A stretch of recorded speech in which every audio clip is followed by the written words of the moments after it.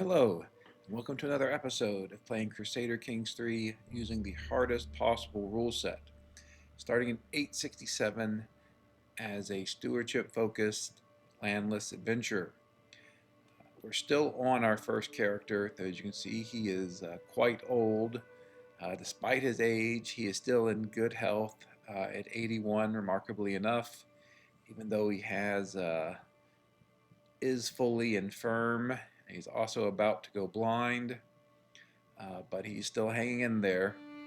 Indeed, he has lived so long, it's starting to create some concerns about our potential heirs here.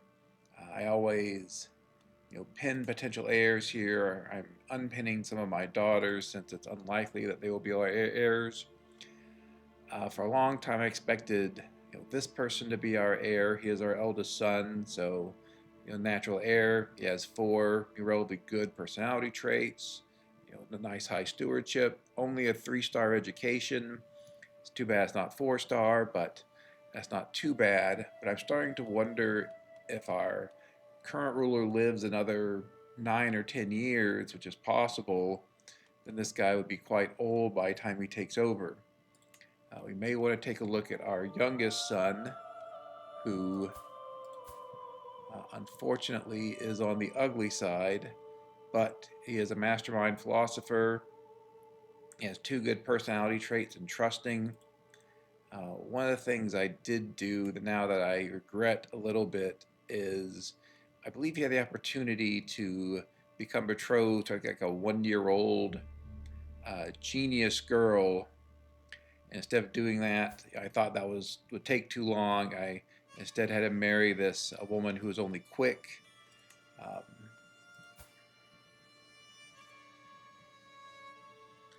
Speaking of odd marriages or betrothals, is that the one?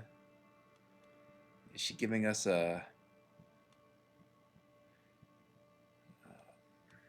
don't think she's giving us an alliance or anything. So this is, the grandson of our current player heir, indeed his only child at the moment. We also have our second son here, who we're probably not going to play. He only has a 2-star education. He's also shy, which is a good. Diligent and temperate are both great. Those are traits I gave him. I think I want to see if we can break this betrothal and if there is a better child that he could marry. Specifically, I thought there was someone who was a genius.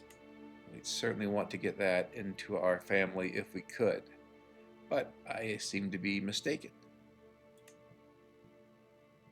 Okay, well, guess we'll just go back to someone similar.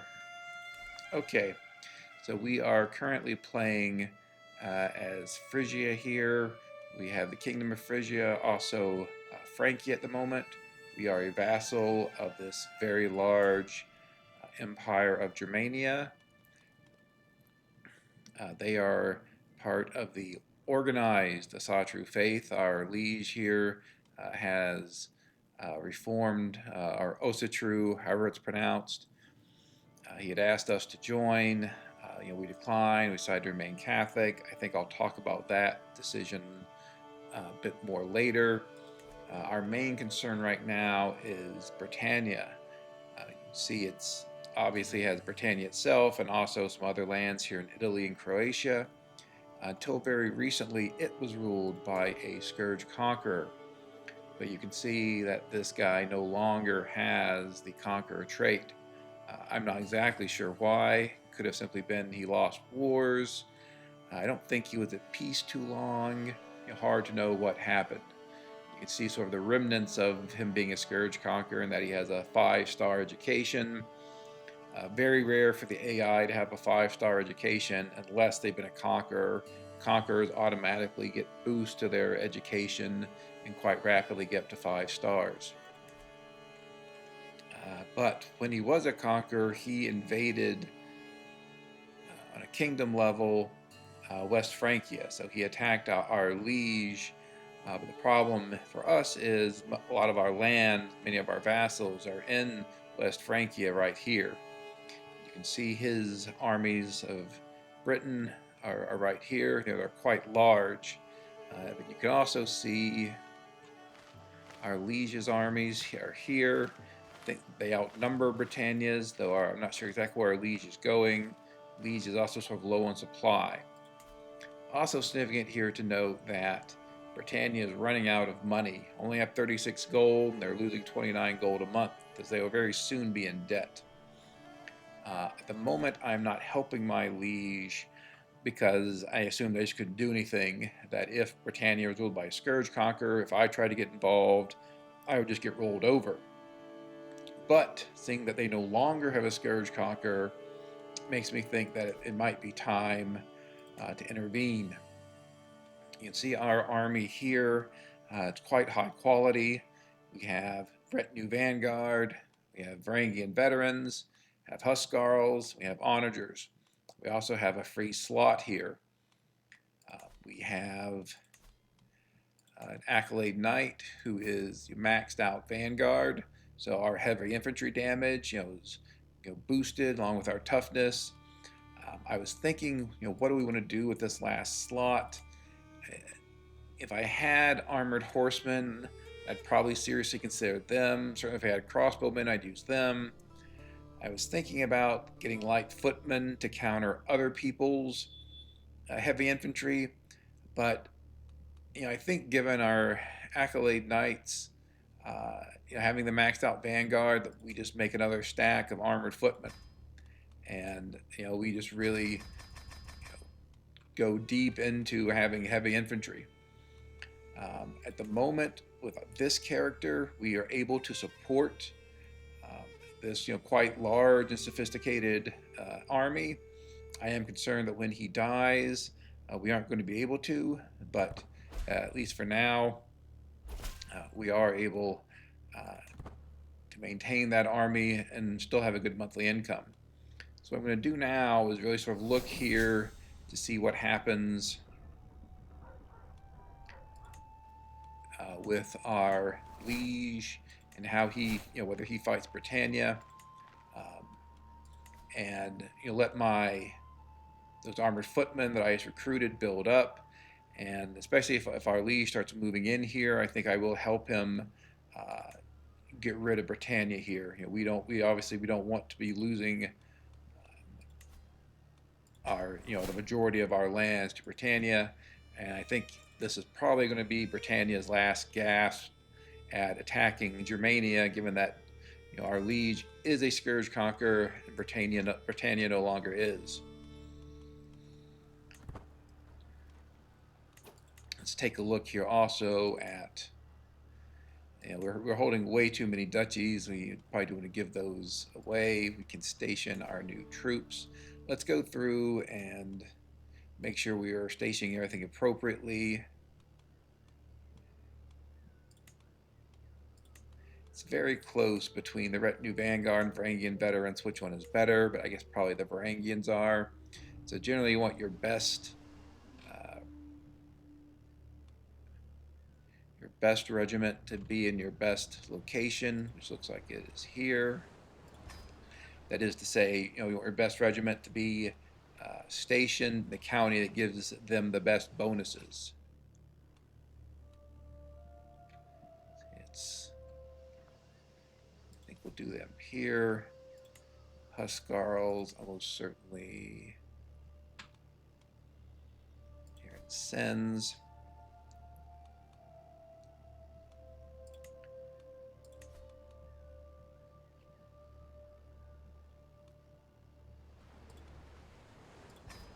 Footman will put in Emden. That's slightly better than Cleves. And then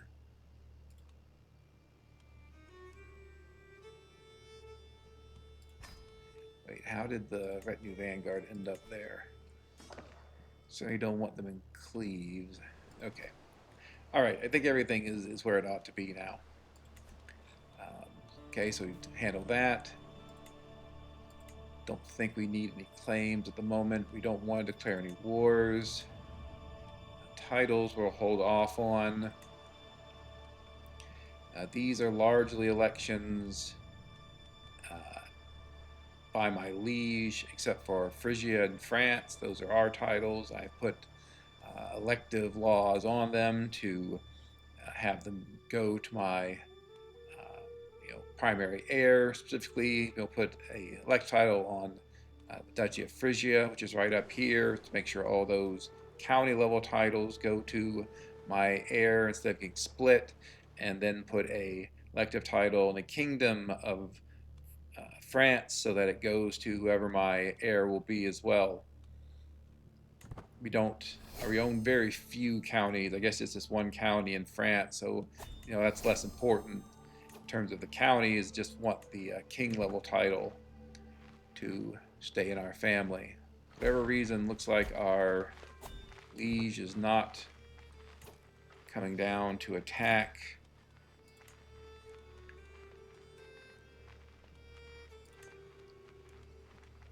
Britannia yet. Seems to be, I guess he's going to go seize some of Britannia's lands first. We are currently,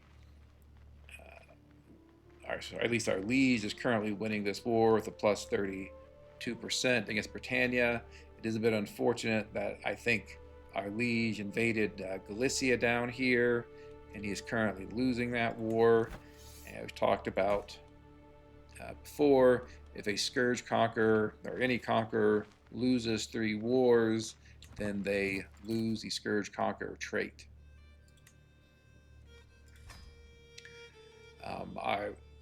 Because our ruler, at least in part, was a landless adventurer for quite a while, I think until his 50s, he has a ton of perk points. We've finished out most of stewardship. We've now finished out most of learning. We have a lot of wondering points. I was thinking about going back into military to get these perks here. Finish out strategists, and particularly get sappers, and maybe get some of these as well down to hard rule. We haven't had anyone revolt against us yet, but I'm just not. I don't know. But I think this is probably the play here. Yeah, and even we were medicine focused, so that alone was giving us a small health benefit. Even without that, you can see we're still in good health at 82, which is sort of nuts. Looks like, nope, about to say, it looked like there may have been a war or a battle between our liege and Britannia, but our liege pulled back. See, Britannia is now in debt, though they're positive income at the moment.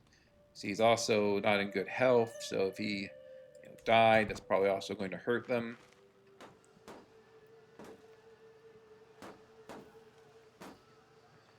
Their supply is kind of mixed. And, partly what I'm doing here is just looking. I want to see, does it make sense for me to get involved in this?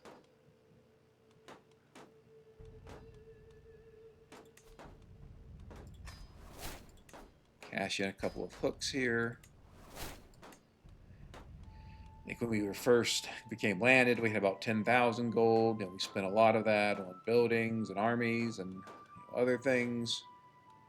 But I think we're still in relatively good shape, at least with this character. There is going to be a real question about when this character dies, what is the next character going to look like?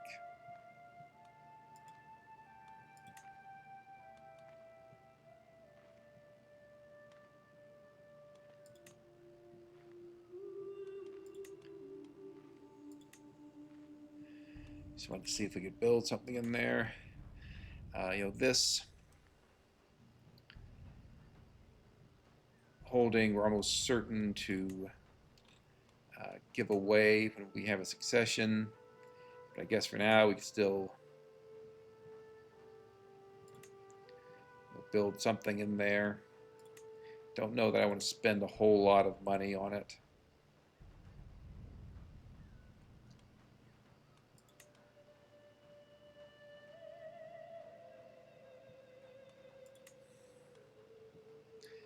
Almost certainly give it to one of our one of our children, one of our sons, who was not going to be our primary heir.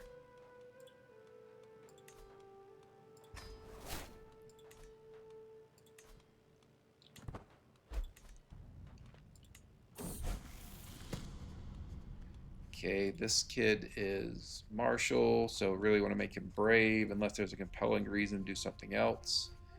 There is not, so he will be brave.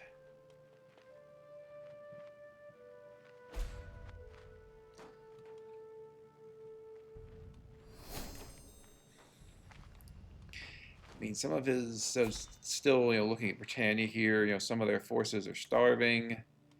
He's in debt. He just has a ton of mercenaries, is a concern. I mean, I think our liege could take him if he wanted to, but I don't know that we could, is the issue. And because he's in debt, his army should not regenerate, should not reinforce, so whatever he loses in a battle, even if he wins a war, he's not going to be able to get back so long as he's in debt. We're going to take a shot here and see what happens if I attack him. You see here that, yeah, this is going to go quite well. Okay, let's get our liege to be happy with us. If we can, we will offer to join this war against France. And so here you really see the problems with being in debt and with being with having a starving army. I'm surprised he doesn't have a negative for being in debt, but army starving is -25. If he did not have that modifier, he almost certainly beats us.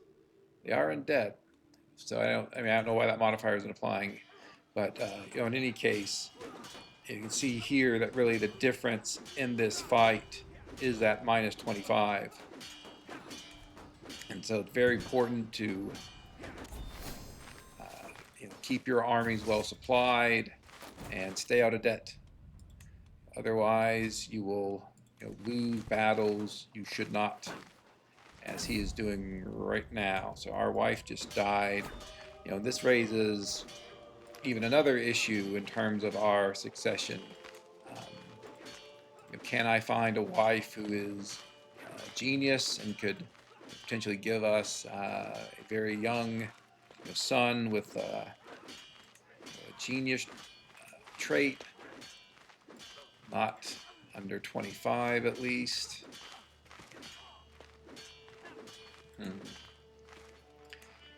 So one of the things that I often do here is I have a setup in my save filters for characters. It's called concubines, but really what it's meant to do is find any women with good genetic traits that I want to seduce or otherwise try to bring into my court. This woman, of course, would be absolutely great since he's a genius, but there is no way to bring her into my court because she is the primary heir to a territory. So that is unfortunate.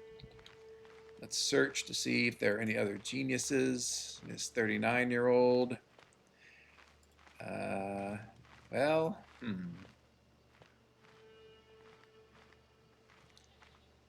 I mean,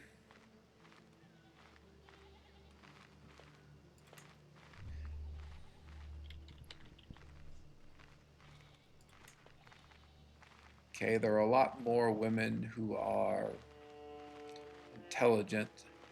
Not surprising. That one we could invite to our court, though she is chaste.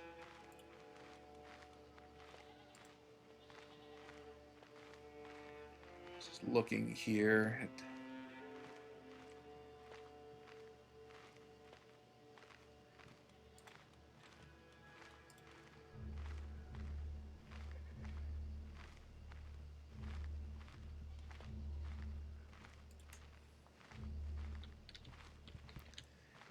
I think let's go big. Let's invite this woman to our court and then marry her. She's a genius. I mean, she's not going to have a lot of time to have children, but of course we're 82, so what, you know. So our liege decided to white peace that war. I guess that's understandable given you know, the other war he's fighting.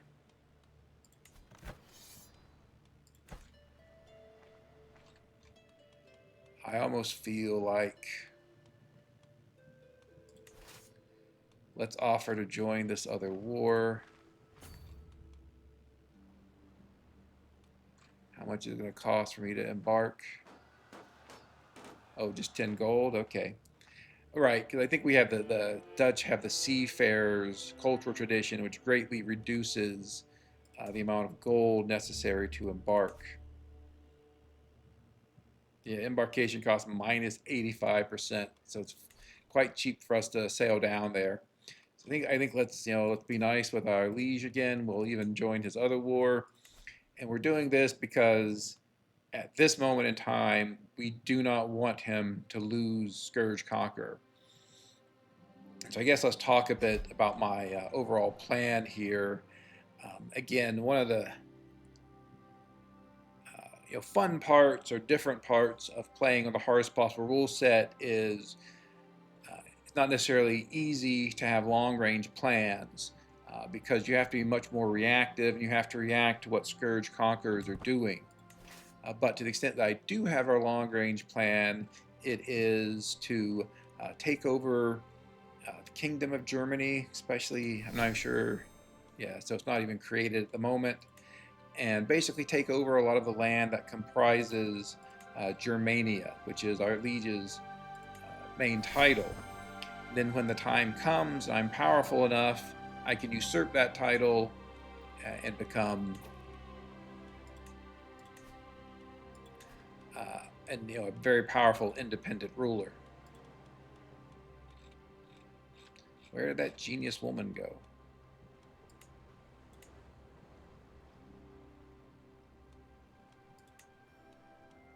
Oh, right, she's not. Okay.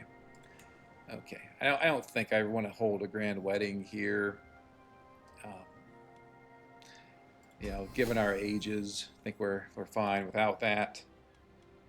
Oh, I guess we are not going to make it there in time.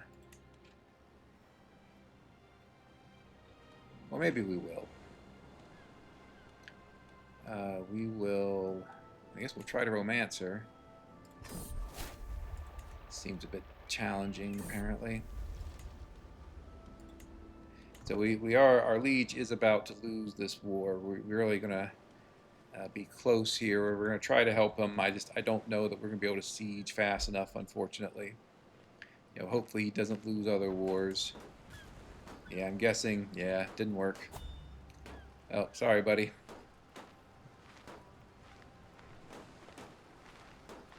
Strangely, the defender, yeah. Defender was taking a little while to call the war, which was a huge mistake on his part. But anyway, let's see. Okay, he is our friend, so that's good. He is still a Scourge Conqueror for the moment. Nice grandson here. Our daughter who became disfigured somehow. Especially early in the game, you know, really want to make sure that we are arranging good marriages for all of our children. By that, I generally mean, you know, good in terms of their genetics. You know, really want to, in particular, reinforce the intelligence traits so that we can have, you know, genius children and heirs.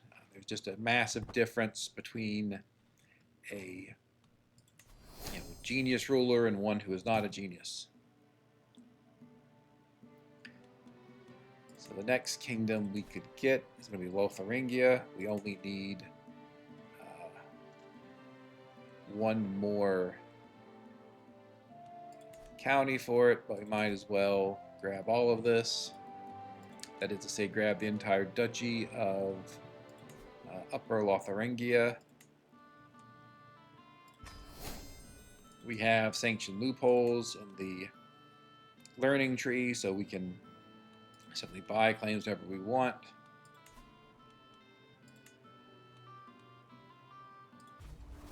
Don't think this is going to be much of a challenge here in terms of the war, but so we won't pull in any of our allies, but I think our our own troops will do quite well here. Just send them right at his capital and see where his army goes. Probably do our standard thing where we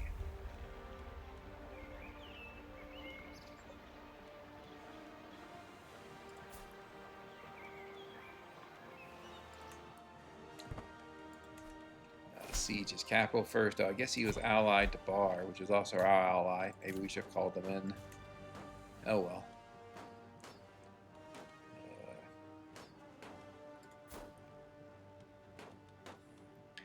So when you're appointing your court, really the question is between picking one of your powerful vassals versus picking someone who is best suited for the job.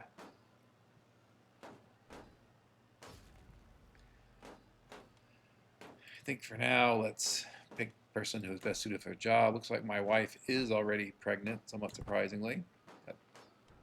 That's good. We'll see. See if we can get a genius child out of it.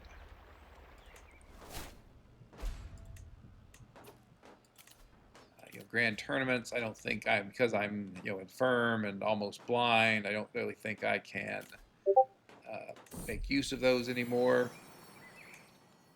So that's why I'm skipping them. If I were younger, I would definitely be going to those grand tournaments. Likewise, in terms of a university visit, I think our character is just he's too old, though again, he's still in good health, so I don't think training for a tournament is going to be terribly useful. I'm fairly sure that our prowess is at 0 because we are fully infirm. It is, so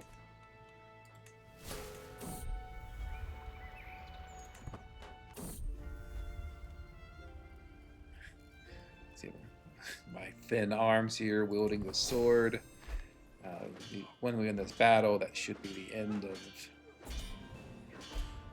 this war. We got the duchy title, but no counties from it, unfortunately.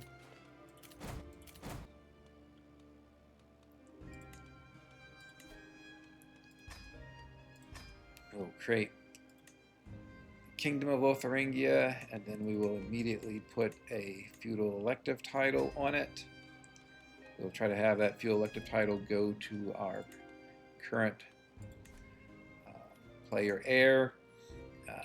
Putting elective titles on kingdoms and duchies is just extremely powerful. It's something I would highly recommend doing, especially early in the game. It's basically the way to get around partition.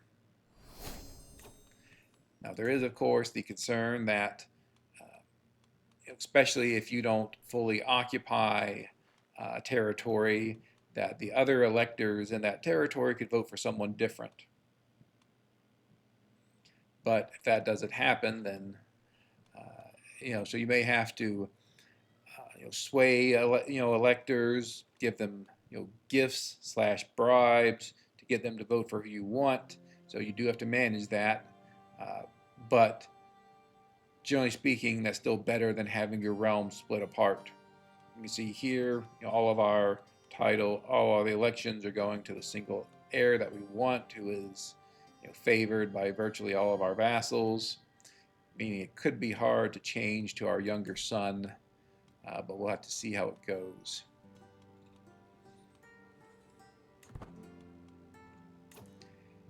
And again, I think we hand out some of these duchies. Which ones? Let's see. So Utrecht and Holland are currently going to my other sons. So I think some of the rest of these we can hand out. Upper Lotharingia in particular, don't think we need, so we will give that to the person who holds the county with a duchy building in it. For Lower Lotharingia, I would like to get Cologne, if possible. Not sure. I still can't. I need plenary assemblies. So I still can't revoke titles from people, unfortunately. So, Portier. Again, don't need this title. We will grant it to this guy.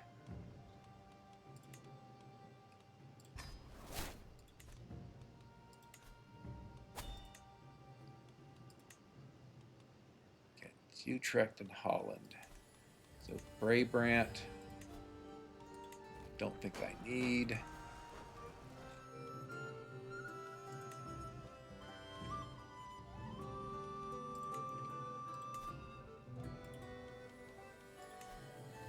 And again, we're giving away these duchy titles because if you have more than two, if you're a king or emperor or hegemon, and you have more than 2 duchy titles, each additional duchy title gives minus 15 opinion with all your vassals, which is quite painful. So Phrygia is our main duchy title. It's where we have 3 counties, so we're certainly not giving that away. Utrecht is one of the ones that's going to one of our heirs, as is Holland. Jülich, we currently hold Cleves in there. That is also where Aachen is located. If we could take that away from its current holder, we may want to do that. So I think let's hold on to these other duchies for now.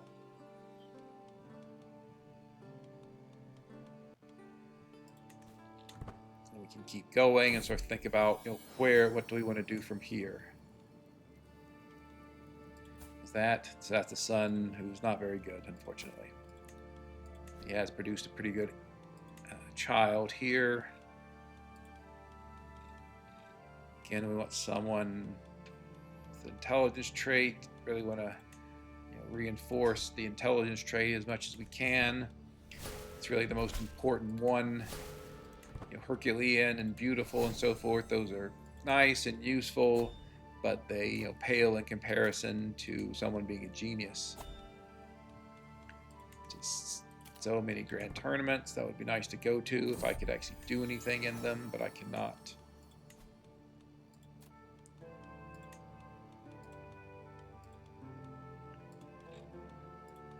So now we're looking for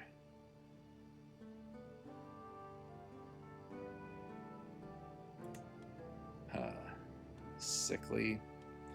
I guess we could try to reinforce beauty trait for this one since she already has pretty.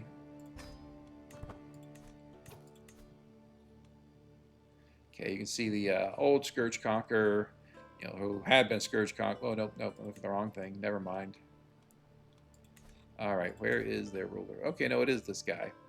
So you can see the person who had been a Scourge Conqueror died, replaced by this character who is not particularly great, though he has a massive amount of gold for some reason. So certainly would not want to attack him, just given the amount of gold he has. He could use that to hire a lot of mercenaries. Give another son who is quick. You always want to look at your succession. So you see here is whenever you have an heir that could affect your succession, you pretty much always want to check your succession. Just sometimes weird interactions and things can happen, and you don't want to be surprised if your character dies and you're losing key counties or titles that you were expecting your heir to get. What we see here is because I have elective titles on France and Lotharingia. None of the duchy titles within those are going to my children, and I only have these 2 other, and also because of Phrygia has its own elective title, it's not being counted as part of that.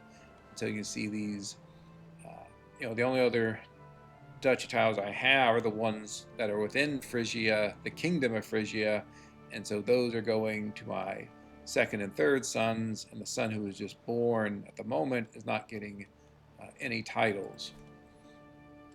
Not a huge deal. I'll almost certainly try to give him a title at some point. Either this character or quite possibly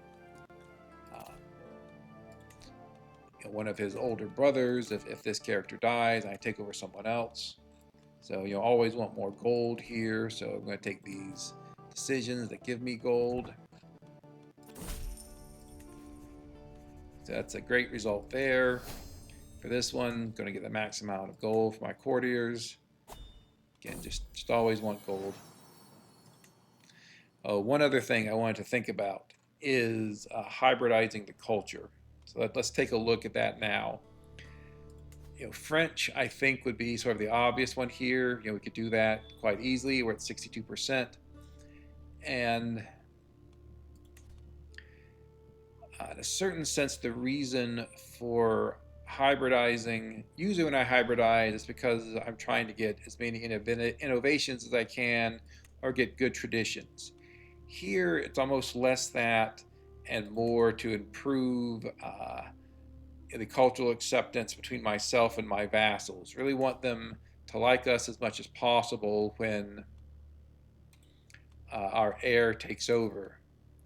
One thing I certainly want to do is, I guess we'll sway this guy, is get them all to be Catholic. But really want all these vassals to like my heir as much as possible, so as few vassals as possible revolt against me, because this character is just extremely powerful in terms of his stats.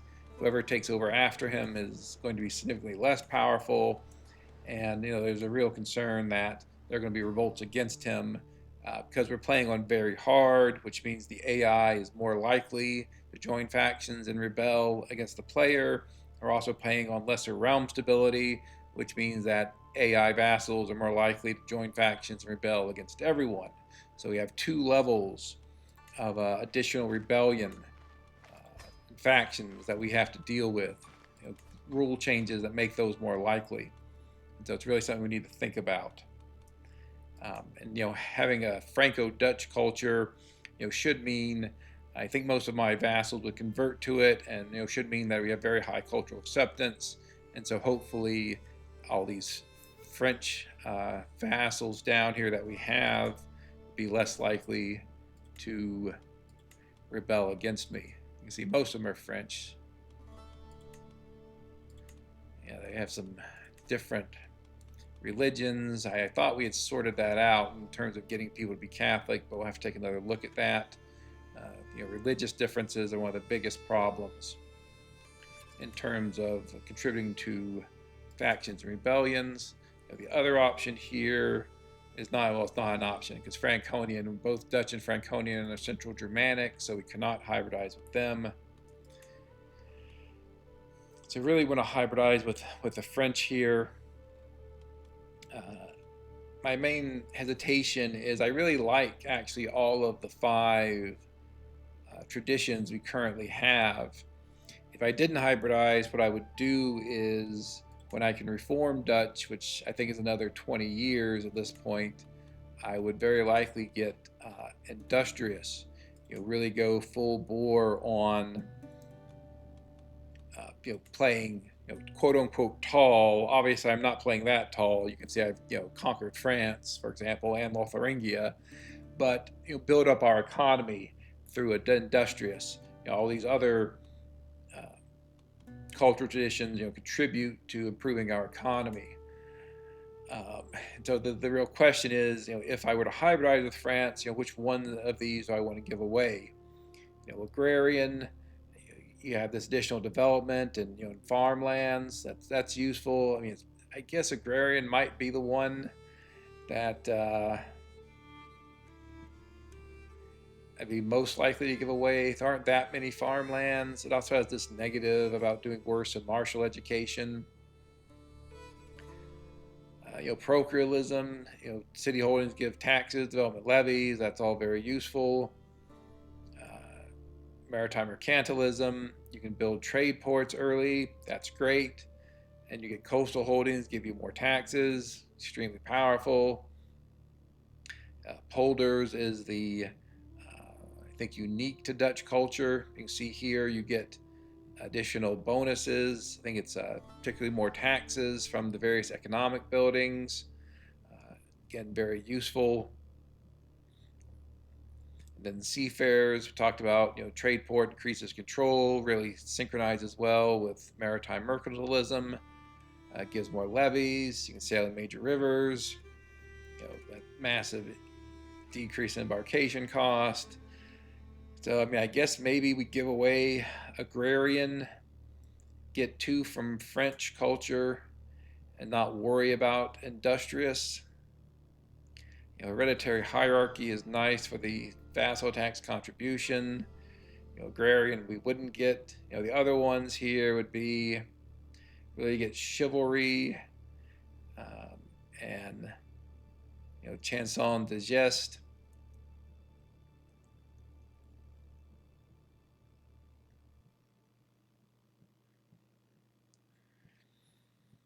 Chivalry gives renown for romance schemes, which is very helpful.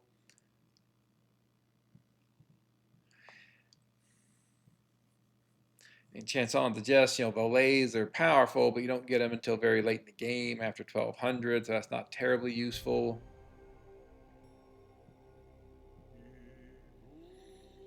We do get some more knights. I guess we could hybridize with the French and really not get any of their cultural traditions. I think you have to have some pillars shared, but not the cultural traditions. I guess if we were to hybridize, how many of our vassals, they would all convert, okay? That would be helpful just to have them convert. I almost want to wait until this character is older, because I'm probably going to do some more conquering, and then, whenever he gets to be in poor health or is about to die, then we hybridize with the idea that all of our vassals at that time will switch with us, and because our heir and all of our vassals will share the same culture, they'll be less likely to rebel. So I think that's perhaps the plan there. We are going to continue to develop our capital. So let's look at whether it's worth, I think, having our steward look somewhere, or start developing the capital. So increasing development in one of these neighboring counties to get it, to get those up. We are at the moment, we're Dutch. Really want it to be want the Dutch culture to have as high of development in its counties as possible, since our speed and researching innovations depends on that.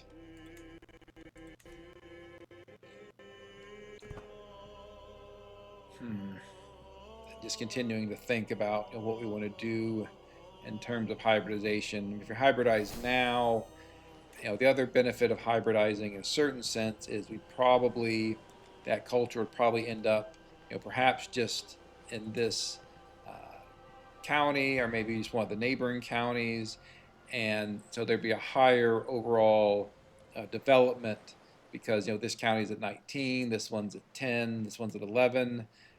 You compare it to Dutch culture generally, you see 10, 7, 10. That one's a 12, so. But we would probably be researching innovations faster if we hybridized and had our culture more concentrated. So another factor to think about here. Now, when I talk about all this, is there anything I actually want to do? No? Okay, we can vassalize people. That's interesting.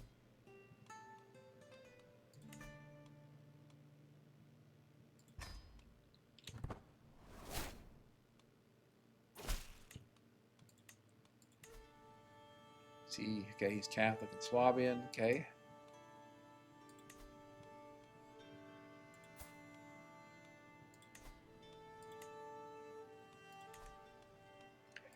Usually I really like people to, if I vassalize them, I want them to at least have normal, feudal obligations. I don't like going low unless it's really important to vassalize that person for some reason.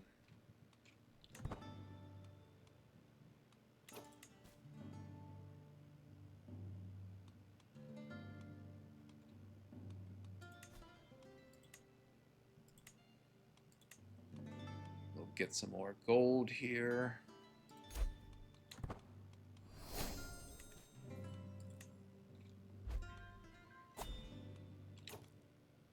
So many grand tournaments. That'll be good for my heirs, who I think will be much better making use of those. So make our grandson,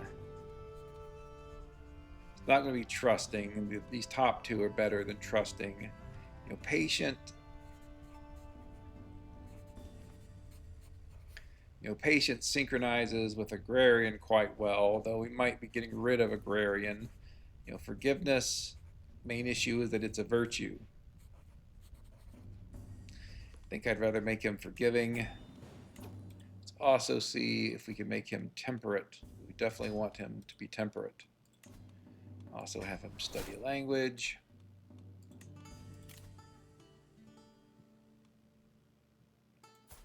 Are you one of my vassals? I guess not. How are you not my vassal?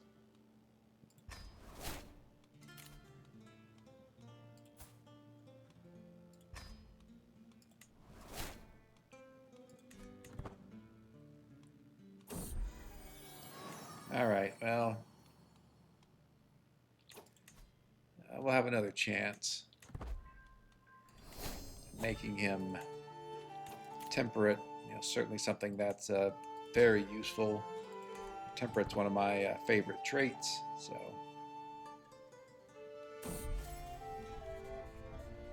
Ah, what the hell?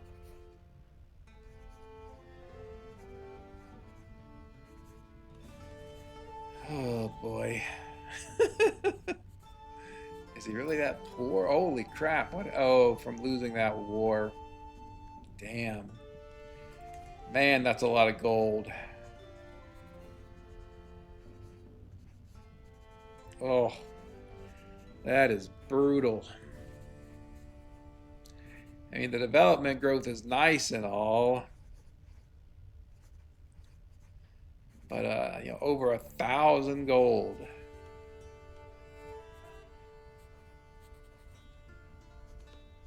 Jeez.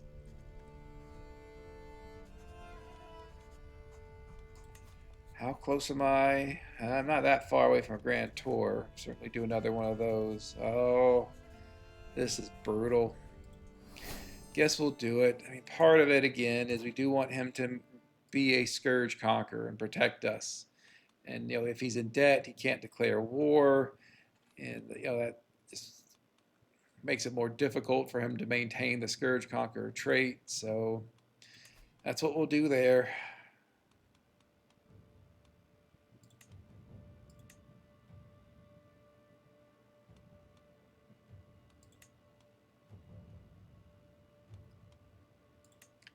Okay, I guess I've already modified our contract, so we can't change it in any way. Okay. So this hook is not terribly useful. I mean, I guess we could. Let's see, am I on our liege's council? Probably should know that. I am. All right, fine.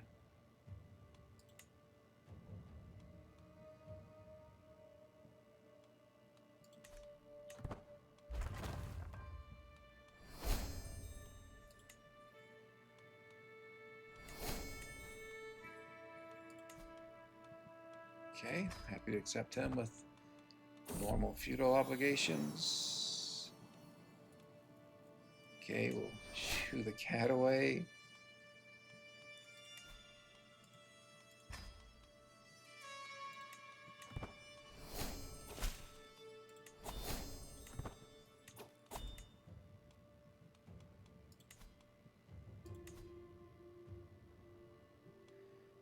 odd I'm holding this building. We'll give it to someone of a Dutch culture.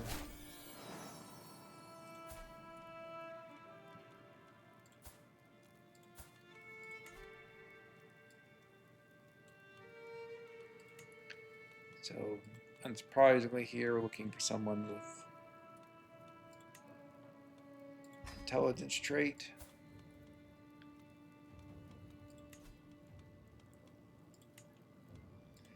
You know, so at least since they're, you know, these children are quick, they're going to be betrothed to quick young girls. You know, their children hopefully will be intelligent.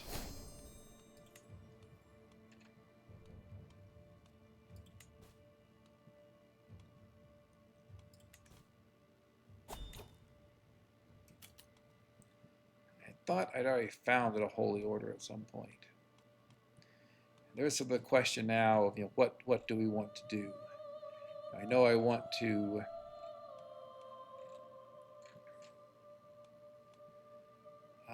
take a look at, oh, well, this is probably what we want to do.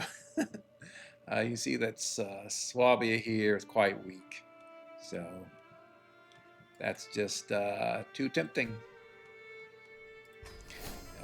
Swabia, whichever, whether the A is short or long, but you know they're a quite large duchy, so it's, you know, useful to have them. See, Bavaria is a kingdom over here, and you know, Swabia is also part of the kingdom of East Francia or Germany.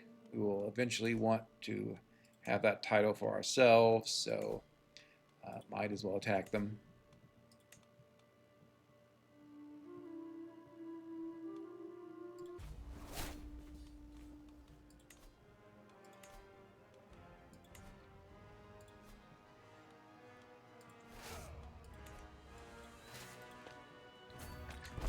Again, don't think you need to call in any allies or anything. I think this should be a fairly straightforward war.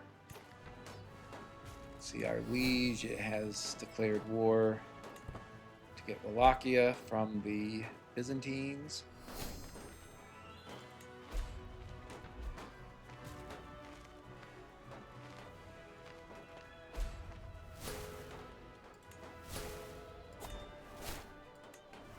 Okay, I'm now blind, not terribly surprising. Also down to just feeling fine after so long of feeling being in good health.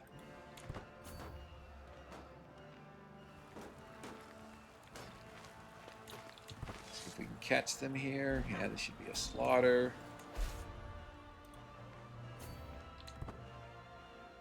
We'll start heading toward their capital. Koblenz is under siege. Oh, fine. So we'll go up there and get them off our territory.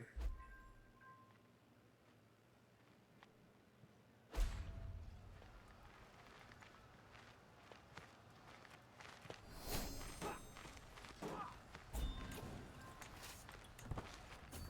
hired a mercenary group here, adventurers. We'll obliterate them and then go back to sieging. I think that's really all the gold they have, so should be in good shape. Just checking there that I wouldn't incur any attrition. I've talked about in the prior series, one of the silver linings of playing on very hard is, you know, because the AI gets extra gold and activities are less expensive for the AI holds a lot of activities, including a lot of grand tournaments, as you can probably see here. There's tons of grand tournament pop-ups.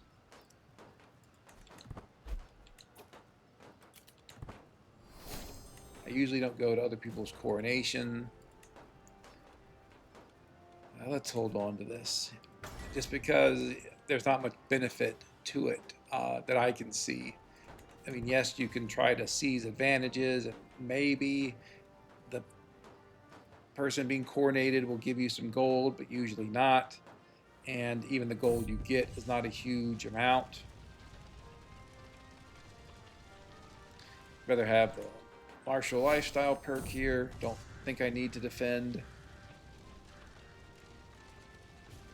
Guess given these options, I will go with the bottom one. I'll most certainly go for the top one here. Yep.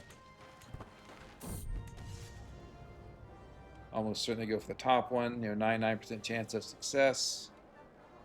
Don't want to get wounded at my advanced age.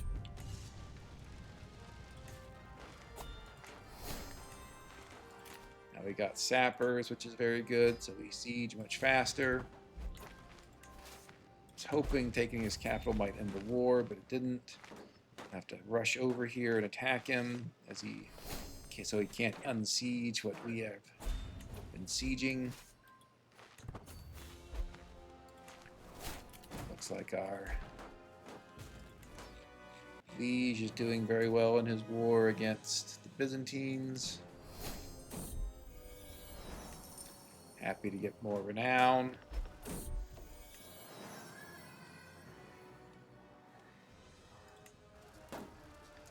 Don't want to pay gold. Love gold. Don't want to part with it. It looks like that guy is coming, or at least some landless adventurers are coming back. I don't think they're going to be in time to do anything.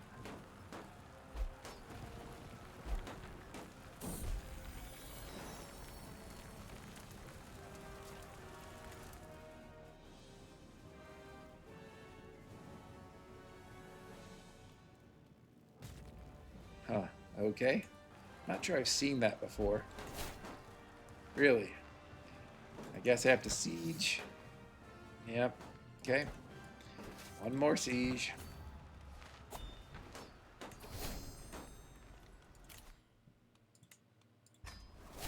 Looks like since getting out of debt, our liege is really, trying to hammer people. Russia had also been ruled by a scourge conqueror at one point, but he disappeared. You can see I'm starving, which would be very bad if I were in a serious fight against someone. Thankfully, I'm not. So again, granddaughter, want to marry her to someone with good genetic traits. Hopefully this, oh, okay, this guy, yep. There was another young, intelligent boy who was sickly. We'll go with the one that is not sickly.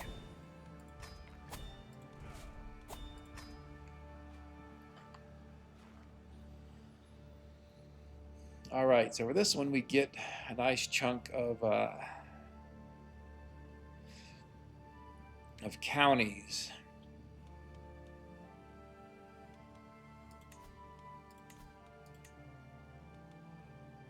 The question really is, who do we want to give them to? The answer is certainly not our 2-year-old son. But it probably is one of our other sons. My concern here is he only has 2 stars. I'm thinking he probably cannot hold. I'm thinking he probably can only hold 3 counties.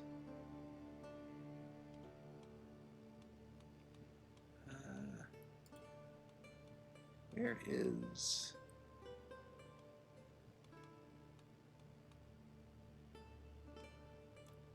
I'm looking for here is to see where his perks are distributed, to see in particular if he has the theologian perk. I mean, it's very unlikely, actually, given his stats there. So then the question becomes, do we want to give these territories to this character who would be able to hold all of them? But again, we talked earlier about would we want him to be our heir?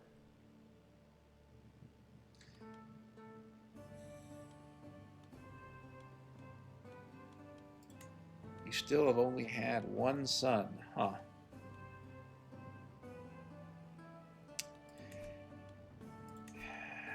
I think maybe we scrap the idea of having this guy become our heir. at least for now. I mean, we could always make him our heir, even though he's landed. Obviously, there's nothing wrong with that, but we will give him this land. Yeah, you can see here with a 4-star education, he is 4 out of 5, being his domain limit's 5. His brother only had a 2-star education, would just have a domain limit of 3. So if we were to give him all of those, it would mean he would not be able to hold them all. If we'd have tried to give him Swabia and 4 counties. Let's look here. I always like having the cupbearer, food taster, 2 bodyguards to keep me protected from people that are trying to murder me.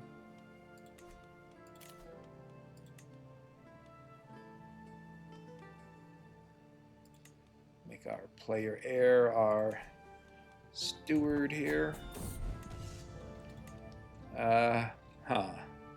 So this does create a concern in that we are playing on total exclave independence, which means that when we die, any lands we hold that are not connected to the land containing our capital, either by land or sea, become independent. And I guess that would include Swabia at this Swabia, whatever, at this particular second. But of course, there are ways of fixing that, largely by more war. And I think if we get Crusader here, that should unite us with Swabia, and also it's part of East Francia, so we would likely want it anyway, since we eventually want to create the Kingdom of Germany. Let's let our soldiers reinforce here for a little bit. Yeah, don't want to train for a tournament simply because I'm so old. I think I'll just get a wound by doing that. Okay, so we can do another grand tour, right? Yes. So what we'll do is declare this war and go on a grand tour. Who are you? Okay, son of a... Son of one of my daughters. Let's look at everyone who is under 25. Obviously that woman looks pretty good. So you can go marry her. Find and negotiate with my alliance with my son there.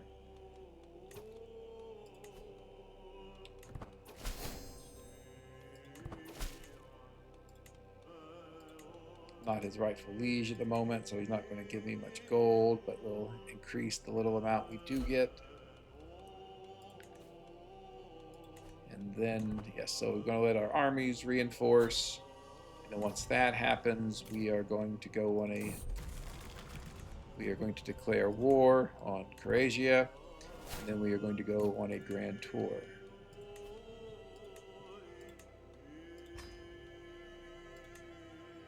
Put our Seneschal on organized court.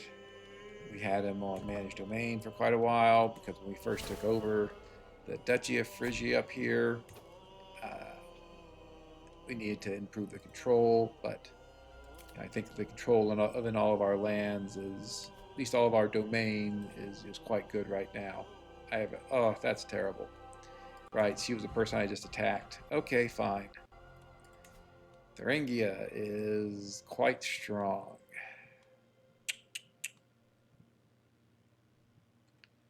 Is there any other way to connect up with Phrygia? I mean, we could wait the 5 years. There's also a good chance that, or some chance at least, that she dies. She has, max fragile bones, poor health. I think let's pin her. Let's go ahead and go ahead and do our grand tour. Be taxation.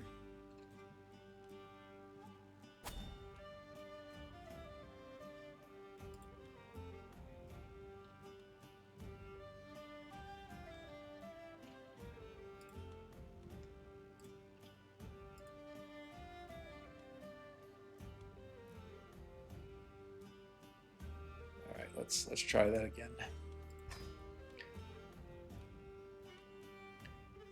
Redoing it because I initially thought I would not have to hit those 2 rulers out to the west, but I think I do.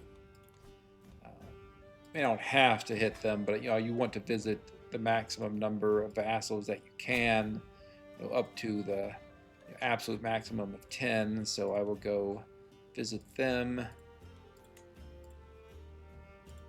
Yeah, that's exactly 10. I don't need any more prestige. We have tons of prestige. I also don't need to increase the starting success of the tour because we're going to 10 different vassals, which almost guaranteed to max out the success of the tour. Guess we could bring a cultural ambassador. Don't think the danger there is too much of a concern. Okay, that looks good. We'll do this.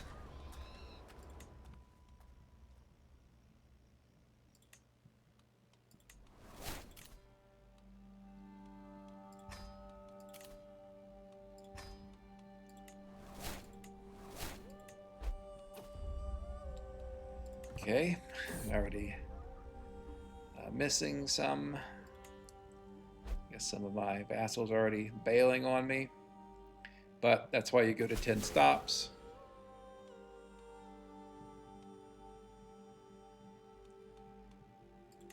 I think the King of Poland is engaging in what I'm guessing is almost a certainly feudal war. Oh yeah, against our liege. Yes, that war has absolutely no chance of success.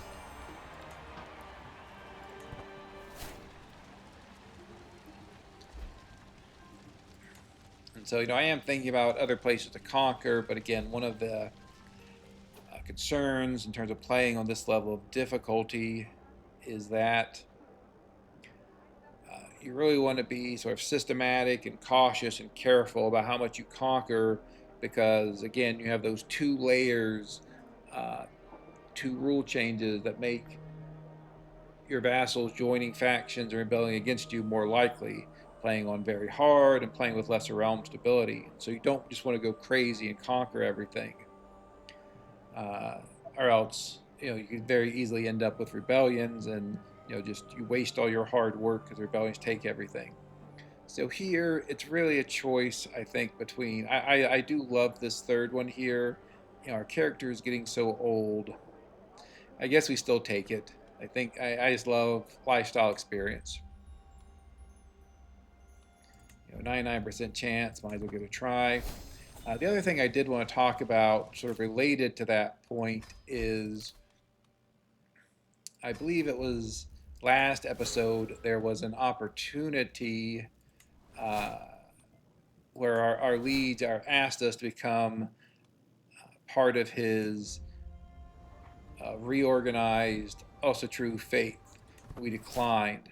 And the reason I declined had a lot to do with the warmonger tenet of the also true faith. Superficially, warmonger looks very strong. Gives you claims on everyone around you. It means you don't really have to worry as much about claims, so that's very useful. But the concern is the at peace vassal penalty. If you're at peace for more than 6 months, your vassals start to get a negative penalty of you.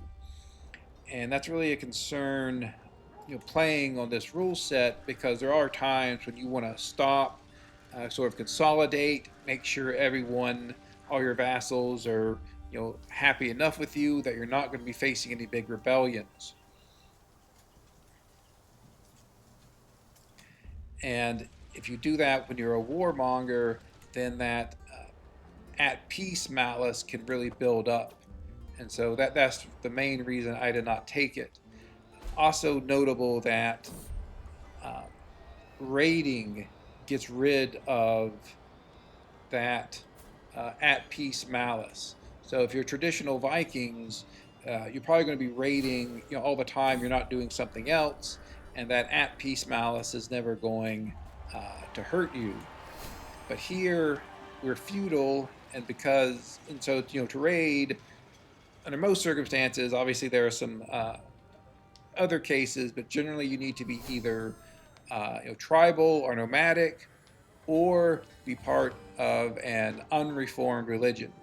And obviously we're feudal. You're not going to go back to tribal. even if we could.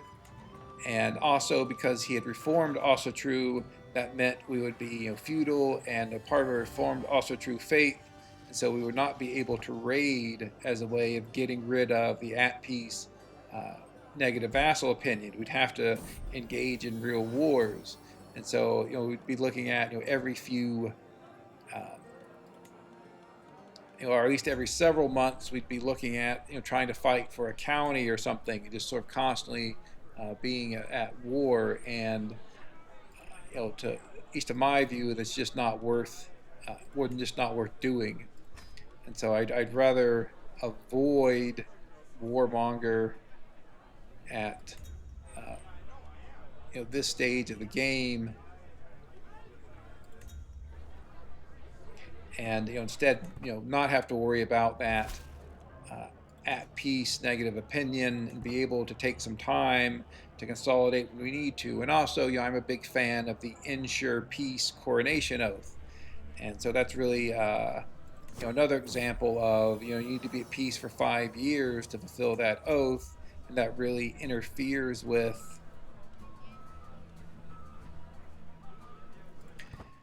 the warmonger tenant, or I should say vice versa. The warmonger tenant really makes it difficult to fulfill an ensure peace oath, because as you're trying to ensure peace, your vassals are becoming more and more angry at you. And so that's really the main reason why I wanted to stay Catholic and not become part of a reformed also true faith. If it was an unreformed also true faith, then that would be a different issue, and that one I might have been more interested in converting to, but that was not the option given to me. Oh, I really hate when Crusader Kings does this, where it just tempts you to make stupid decisions.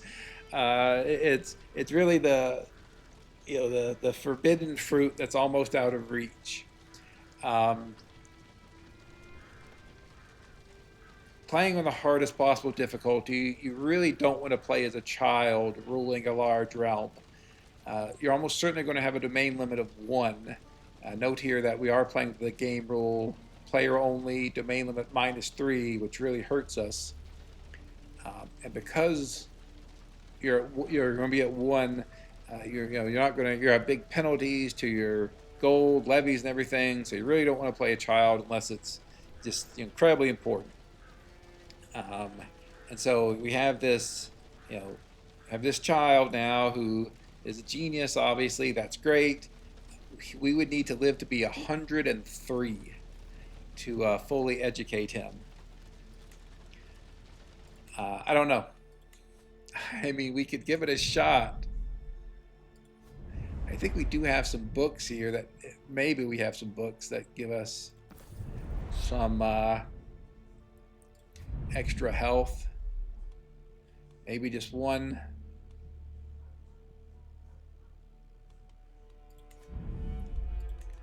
Let's look at our journals. We've been using that journal for development growth, but we actually have just an absolute ton of journals. This is the journal we'll be using for all of our future characters, but not for this one, because the plus 40% monthly lifestyle experience only applies to this guy's descendants. Small boost. Small boost. Do we have any that... Okay, medium boost. All right.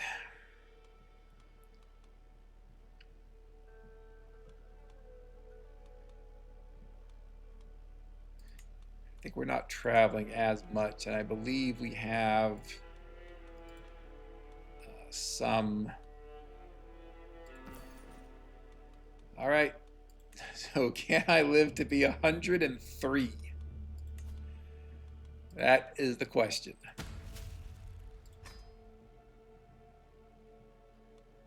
I guess we're going to find out.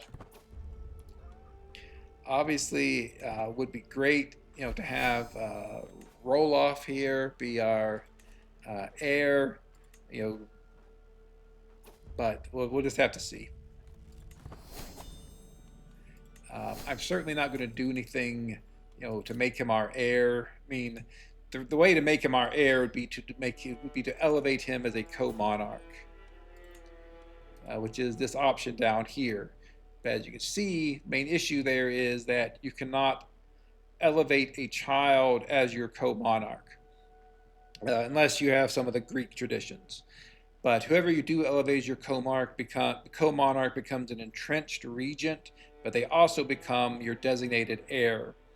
And so if he becomes 16 and we can elevate him, then quite likely we'd be able to play as him.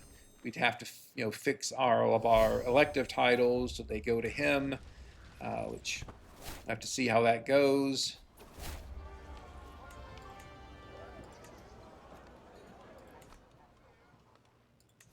But yeah, I mean, we'll see if we can do it. I'm skeptical. I think it's going to be very challenging.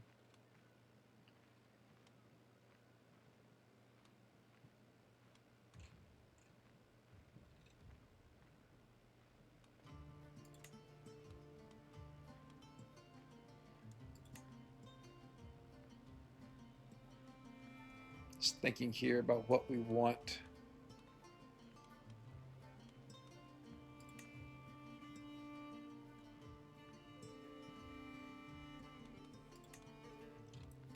You probably really need plenary assemblies just to get up to limited crown authority and revoke people's titles.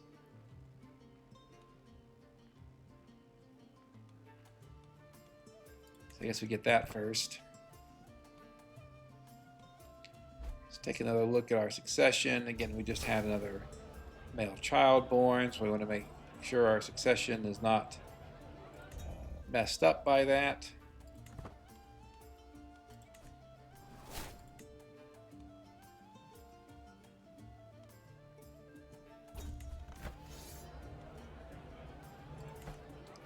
Not sure where that's going on. Doesn't really matter. Oh, sure.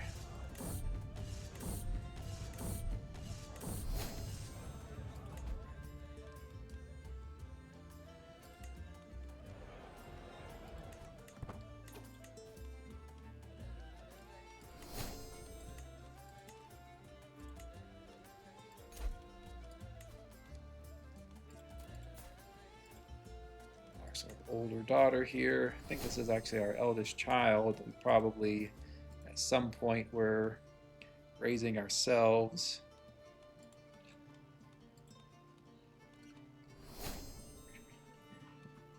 That guy looks good. I'm not sure how many more children she's going to have, given that she's 43, but give her the opportunity at least.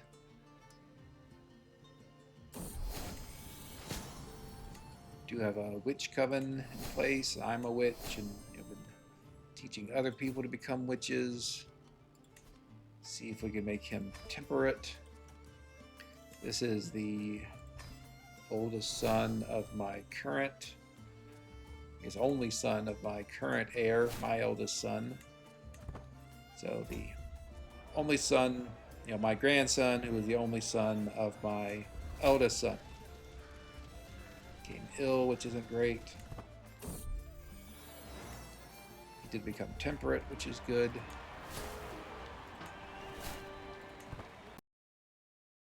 Infirmity advancing is irrelevant since already at maximum infirmity. The fact that our physician messed up isn't great. I'm still in fine health at least. I don't really want to investigate. I'm very old. Take the cultural acceptance.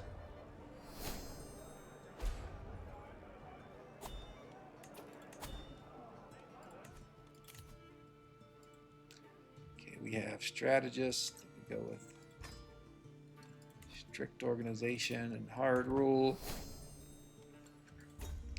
We haven't had problems with factions yet, for this character, but always want to be ready for them. Okay, don't need to be swaying that person anymore.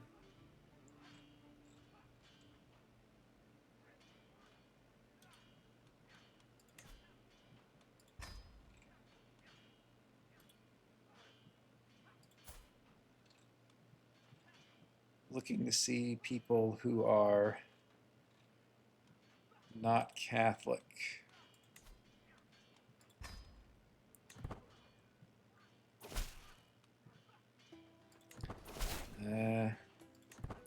It's not great to give out hooks when you're feudal, but I guess we'll take the risk. Oh, you're not? Okay.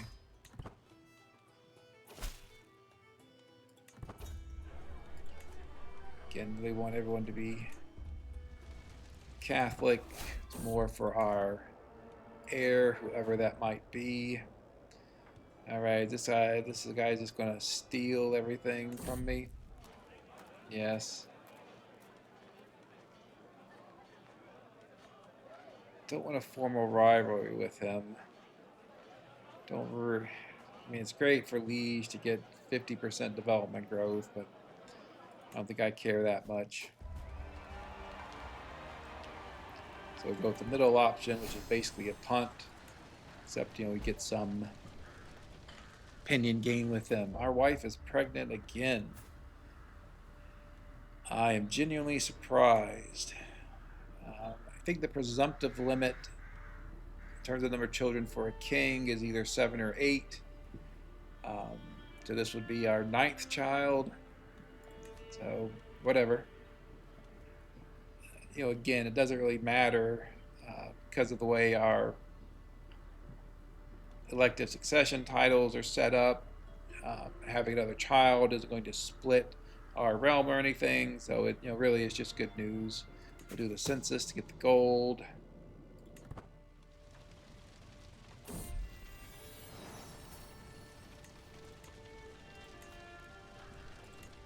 Again, we want almost certainly going to be that intelligent girl right there, but let's look if there's anyone. Okay.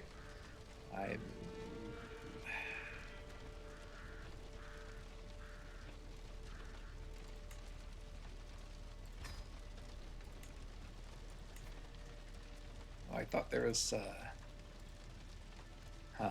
alright, whatever. I was hoping to marry our son here to that genius girl we saw. I've lost a bodyguard. I do want to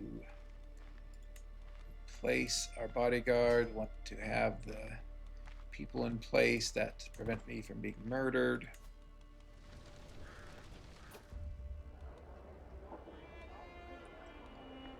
Increases taxes.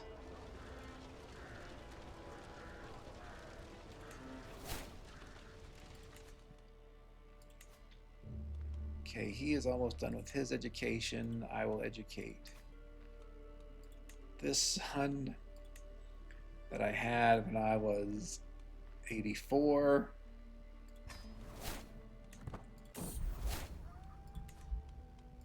Okay, lost my illness, which is good.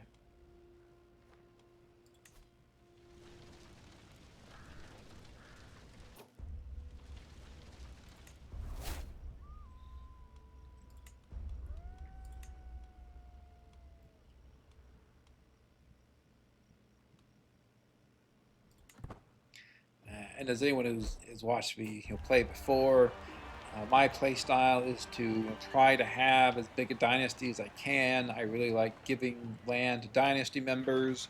The reason for that is many dynasty legacies, artifacts, and other modifiers that you can get will cause your dynasty members specifically to like you more if they're your vassals. And so I find it easier to manage a large realm if a lot of my vassals are my dynasty members. And again, with elective succession, that's unfortunate. But again, with elective succession, you can set up your succession in such a way that you're not going to be losing important titles, generally speaking.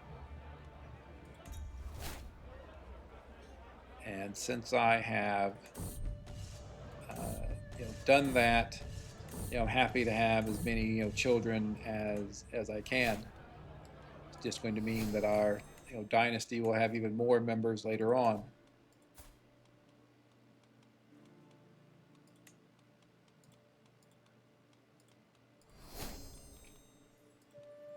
So, okay, so there is that. There's that genius girl.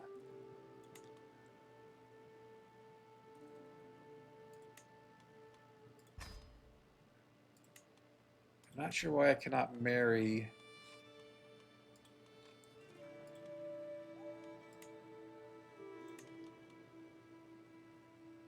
this, my youngest son here to that genius girl, and that would, really then,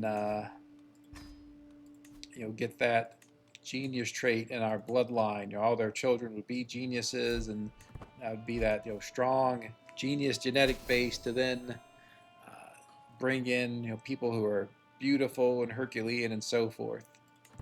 But as we talked about before, genius is really the most important trait, genetic trait there is. Sure. Happy to be friends with this guy.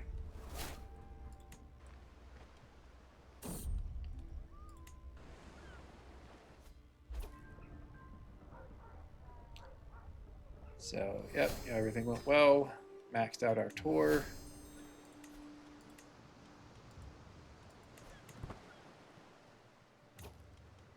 Have a nice chunk of gold.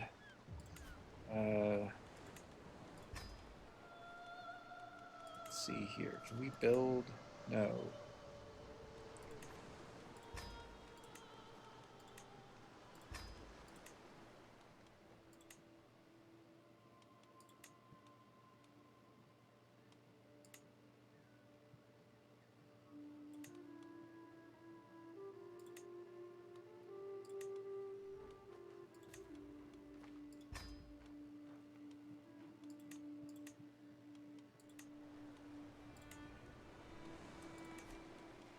Want to build a castle here, sort of as a a backup domain holding. I can take it and give it away as I see fit, depending on what my domain limit is. Not an issue now, but more an issue for my heirs. Probably have an heir who may start with a domain limit of only 3 or 4, and I'll want him to, and may have a higher domain limit over time. And so the idea is that he could just take that second castle that we're building here, when he has the domain limit to do so.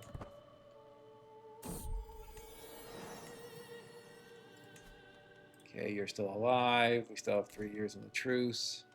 I assume Thuringia is still... Well, let's pen him as well. If he dies, then we'll grab... What is that? East Franconia? West Franconia. Okay, daughter is ugly for some reason. Alright, faltering heart. Really starting to rack up the problems here in terms of our health. It's not too surprising. We are very, very old.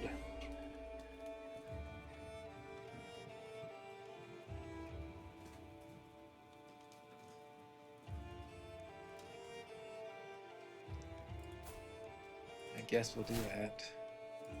He's a pretty good knight. Wow, he got a terrible education. Okay. I'm not sure why. That is unfortunate. Speaking of knights. Yeah, okay, we should look at some of these decisions. Frankly, haven't pinned them all the way I usually do.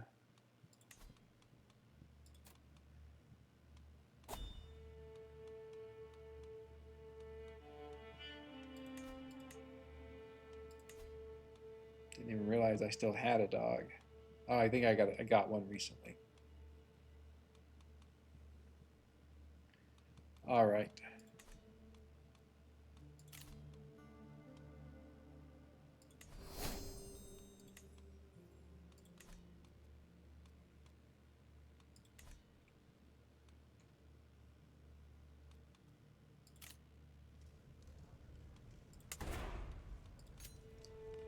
Could I petition him for, I guess, transfer that claim to me?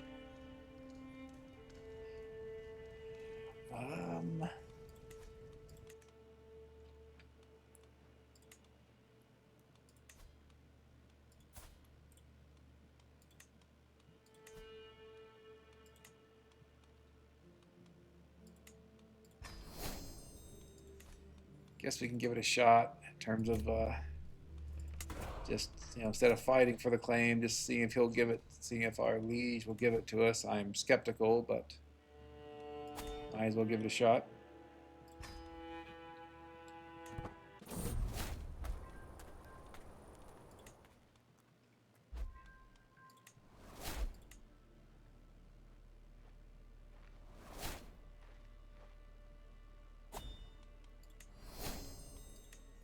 Looks like he does not plan on giving us anything. Just he's going to send us away.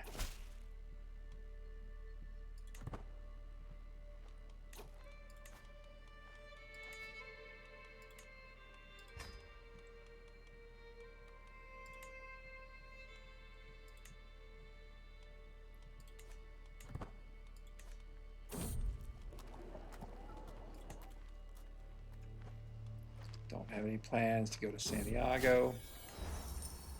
Okay, I think we've been playing for quite a while now. Overall things are still going quite well. We'll connect up with Swabia here soon, and eventually our character will die at some point, and we'll just have to figure out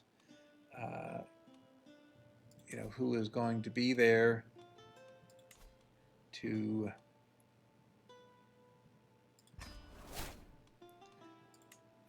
be his heir. Obviously, in an ideal world, we'd live to be 103, and our genius child here would be able to take over when we are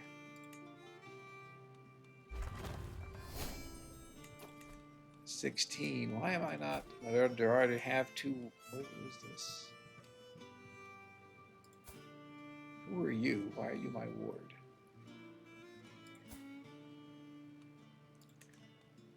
Okay, I think I just made a mistake here and somehow picked the wrong kid.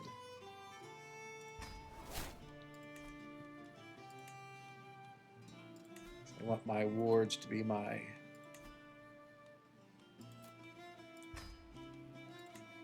two young sons here.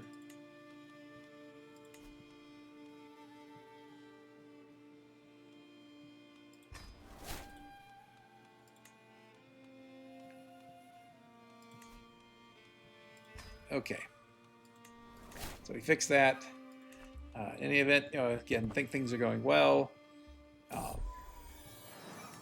Largely played out the way I had hoped or expected, in terms of becoming this landless character that accumulates a lot of gold, and then we really build up our economy and try to build it up using cultural traditions that allow us access to economic buildings before they'd otherwise be available to us.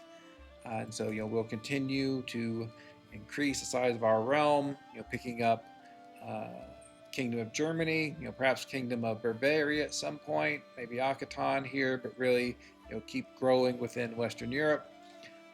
Thanks very much for watching. I hope you enjoyed it. Please like, subscribe, and comment. I hope to see you for the next episode. Thanks. Bye.